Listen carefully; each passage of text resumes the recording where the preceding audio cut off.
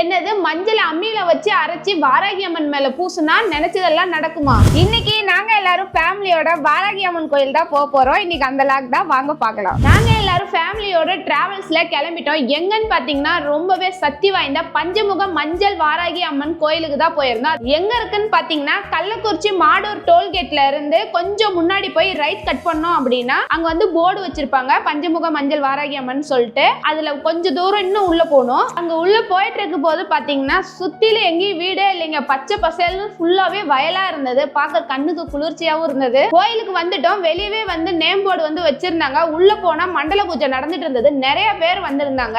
அங்க வந்து பூஜைக்காக அம்மனை அலங்காரம் பண்ணிட்டு இருந்தாங்க. வெளியே வந்து பூஜைக்கு எல்லாம் ரெடி ஆயிட்டு இருக்கு. அதுக்குள்ள இந்த கோயிலோட சிறப்பு என்னன்னு அம்மா கிட்ட கேட்டு தெரிஞ்சுக்கலாம் வாங்க. எதுக்குமா மஞ்சள் அரிசி பூசுறாங்க? ஜலம் வராகிமா, குடும்ப கஷ்டம், குழந்தைங்க இல்லாதவங்களுக்கு, நோய் நொடி இருக்கவங்களுக்கு எல்லாத்துக்குமே வந்து அம்மாவுக்கு மஞ்சள் தண்ணி அபிஷேகம் பண்ணிட்டு, பன்னீர் அபிஷேகம் பண்ணிட்டு, பச்சை கற்பூரம், ஏலக்காய், லவங்கப்பூவு, மஞ்சள் எல்லாத்தையும் வச்சு அரைச்சி அம்மாவுக்கு பூசிட்டு போனால் கடன் பிரச்சனை, குடும்ப கஷ்டம் எல்லாமே நீங்குமா. சகல பாக்கியமும் கிடைக்கும். மஞ்சள் அரைச்சி பூசிட்டு போனால் சகல பாக்கியமும் கிடைக்கும். மெயினாக உடம்பு சரியாத இருக்கவங்களுக்கு அந்த மஞ்சள் சாப்பிட்ணும். அரைச்சி இந்த மஞ்சள் சாப்பிட்ணும்.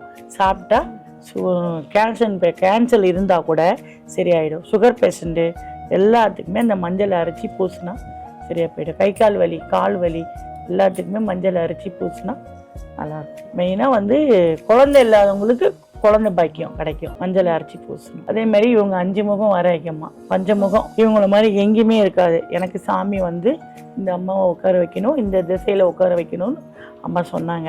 அதே மாதிரியே செஞ்சிட்டோம். அவங்க வந்து ஜலம் வராகி, அவங்க அந்த சைடு தான் உட்காரணும்னு சொன்னாங்க.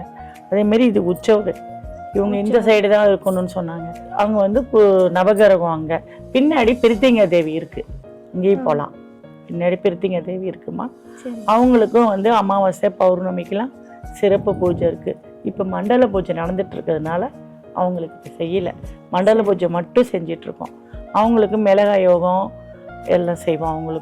அவங்களுக்கும் வந்து பில்லி சூனியம் இந்த மாதிரி வச்சிருந்தாலும் குடும்பத்தில் கஷ்டம், கணவன் மனைவி பிரச்சனை எல்லாம் இருந்ததுன்னா சரியா போயிடும்.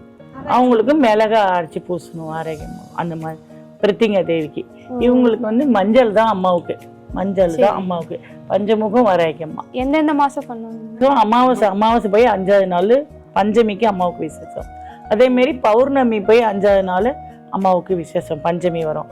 அதை விட்டா ஞாயிற்றுக்கிழமை, வெள்ளிக்கிழமை நல்லா இருக்கும். எல்லாத்துக்குமே நல்லா இருக்கும். பிரணேஷோட ஃபேன்ஸ் எல்லாம் இருந்தாங்க. பிரணீதாவும் பிரணேஷும் அவங்க கூட விளையாண்டுட்டு இருந்தாங்க. அப்படியே கொஞ்சம் போட்டோஸும் எடுத்துட்டு அலங்காரம் எல்லாம் முடிஞ்சு அம்மனுக்கு வந்து பூஜை பண்ண ஆரம்பிச்சிட்டாங்க. நாங்க எல்லாரும் மனசார வந்து அம்மனை வேண்டிக்கிட்டோம். இங்க வந்து என்னன்னு பாத்தீங்க அப்படின்னா எல்லா இடத்துலயுமே வாராகி அம்மனை ஒரு முகத்தோட பார்த்திருப்பீங்க. இங்க மட்டும் 5 முகம் வச்ச வாராகி அம்மன் இருக்காங்க.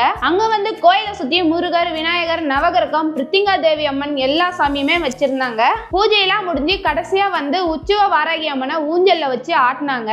கோயில் நிர்வாகிகளோட சில போட்டோஸும் நாங்க எடுத்துக்கிட்டோம். இங்க வந்து கோயில்ல இருக்கவங்க மட்டும் இல்லாம பொதுமக்களும் வந்து ஊஞ்சல் ஆட்டலாம்னு சொல்லிட்டு எல்லாருமே ஊஞ்சல் ஆட்டணும். பிரணீதா வந்து தனியா ஆட்டிட்டு இருந்தாங்க. நாங்க எல்லாரும் குடும்பத்தோட போய் பஞ்சமுக வாராகி அம்மனை தரிசனம் பண்ணது மனசுக்கு ரொம்பவே நிறைவா இருந்தது. நீங்க எல்லாரும் ஒரு வாட்டி அம்மனை போய் தரிசனம் பண்ணிட்டு வாங்க. கண்டிப்பா லைஃப்ல நல்லதே நடக்கும். கோயிலோட லொகேஷன் வந்து நான் டெஸ்கிரிப்ஷன்ல கொடுக்குறேன்.